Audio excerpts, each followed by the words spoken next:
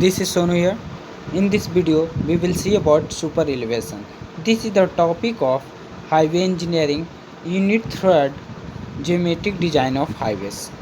In the previous lecture of the highway engineering, we have discussed about curves. In this lecture, we start from super elevation. What is super elevation? First of all, we understand what is super elevation and what do you mean by super elevation. So start करते हैं हम लोग यहाँ से super elevation को। सबसे first समझते हैं कि सुपर एलिवेशन होता है क्या। देखिए सुपर एलिवेशन क्या कैसे डिफाइन किया गया है कि सुपर एलिवेशन में be defined as one sided transverse slope obtained by raising the outer edge of the pavement with respect to the inner edge throughout the length of curve to counteract the effect of centrifugal force like overturning and skidding। देखिए जो भी मतलब कि आप curves पे जाइएगा, अगर कोई कर्व्स होगा रोड, जैसे समझते हैं हम लोग सबसे फर्स्टली कि अगर ऐसे रोड कर्व बना हुआ है, ठीक है, अगर यहाँ पे सेंट्रीफ्यूजल फोर्स, अगर यहाँ पे कोई कार जा रही है, कोई कार जाएगी तो यहाँ पे सेंट्रीफ्यूजल फोर्स इस कार पे काम करेगी।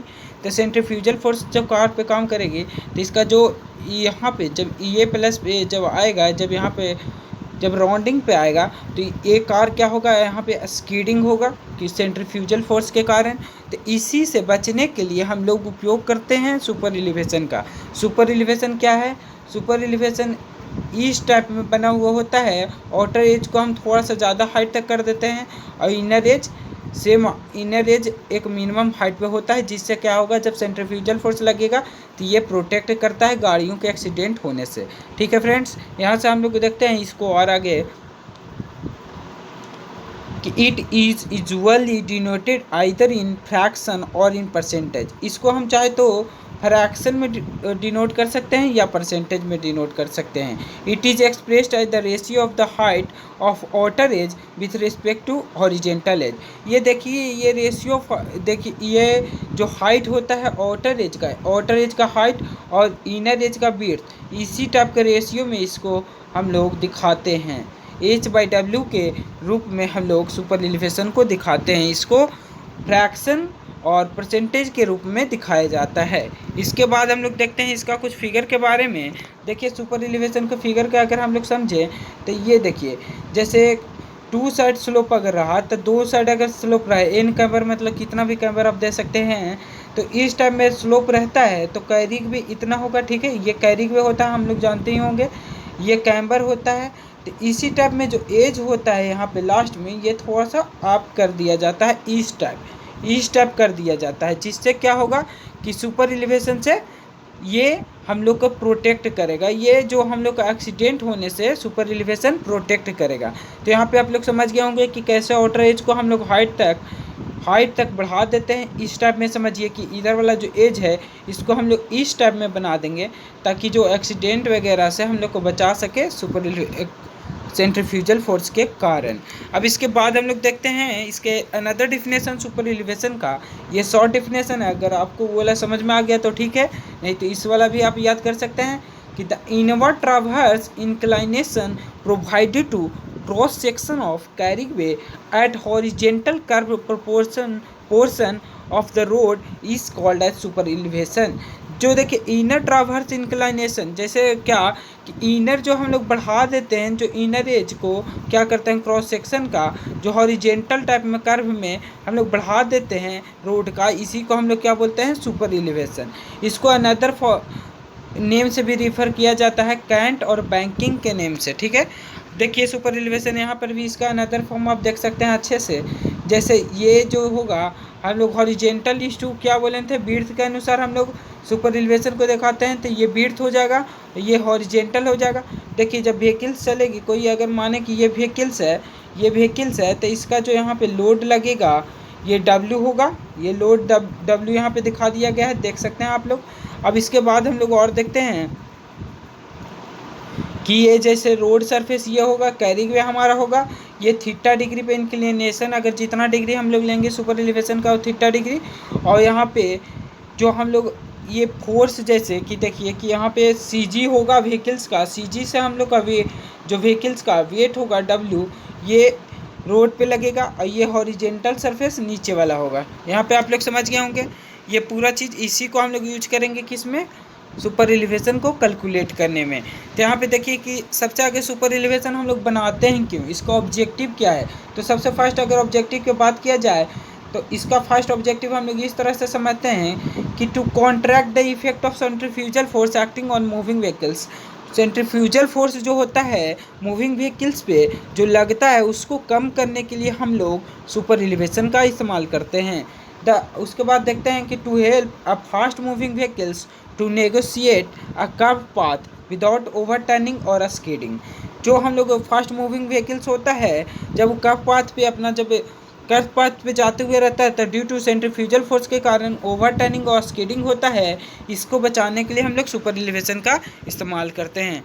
To ensure a smooth and safe movements of passenger goods on roads. देखिए जो स्मूथ एंड सेफ मूवमेंट हो पैसेंजर के लिए और गुड्स के लिए रोड पे, उसके लिए हम लोग कब्स का वहाँ पे सुपर एलिवेशन का इस्तेमाल करते हैं। फिर देखिए कि to prevent damaging effect on the road surface due to improper distribution of load. अगर देखिए कि सुपर एलिवेशन हम लोग इस टर्म में भी समझते हैं कि अगर सुपर एलिवेशन हम लोग देंगे तो सुपर एलिवेशन से क्या होगा कि लोड का एक मैक्सिमम लोड क्या होगा, अच्छी तरह से डिस्ट्रीब्यूट होगा, एक गुड वे में डिस्ट्रीब्यूट होगा, प्रॉपर वे में डिस्ट्रीब्यूट होगा। तो इससे क्या होगा, डैमेजिंग कम होगा। तो हम लोग इस टाइप में भी सुपर एलिवेशन को देते हैं। The maintenance cost of road on curve is reduced. अगर कर्व पे हम लोग रोड के बनाएंगे, अगर सुपर एलिवेशन दे रहे हैं तो मेंटेनेंस कॉस्ट क्या हो जाएगा, कम हो जाएगा। अगर कर्व पे हम लोग सुपर एलिवेशन नहीं देंगे तो वहाँ ज़्यादा एक्सीडेंट वगैरह होगा, लोड का ठीक से डिस्ट्रीब्यूशन नहीं होगा, लोड का डिस्ट्रीब्यूशन नहीं होगा तो हम लोग का रोड क्या हो जाएगा, रोड ख़राब हो जाएगा। रोड ख़राब हो जाएगा तो हम लोग को मेंटेनेंस कॉस्ट ज़्यादा देना पड़ेगा। इस चलते क्या हम लोग समझते हैं कि जो मेंटेनेंस कॉस्ट हम लोग कम हो जाता है ड्यू टू सुपर एलिवेशन। अब देखिए सुपर एलिवेशन हम लोग कैलकुलेट कैसे करते हैं। सबसे फर्स्टली अगर एग्जांपल एक देखते हैं, एग्जांपल के जरिए समझ जाएंगे। लेकिन अगर सुपर एलिवेशन का फार्मूला से समझना चाहते हैं तो सुपर एलिवेशन का ये फार्मूला होता है E plus F is equal to V square by G into R is equal to V square by 127 R. ये बहुत इंपॉर्टेंट फार्मूला है, इसको आप रिमेंबर कर लेंगे कि E plus F is equal to क्या होता है, V square by G R is equal to V square by 127.r। अब देखिए इसमें क्या क्या यूज किया गया है उसको। E जो है सुपर एलिवेशन है, ए कोफिशिएंट ऑफ फ्रिक्शन और भी स्पीड ऑफ इन किलोमीटर और डिजाइन स्पीड, और जो है रेडियस ऑफ कर्व।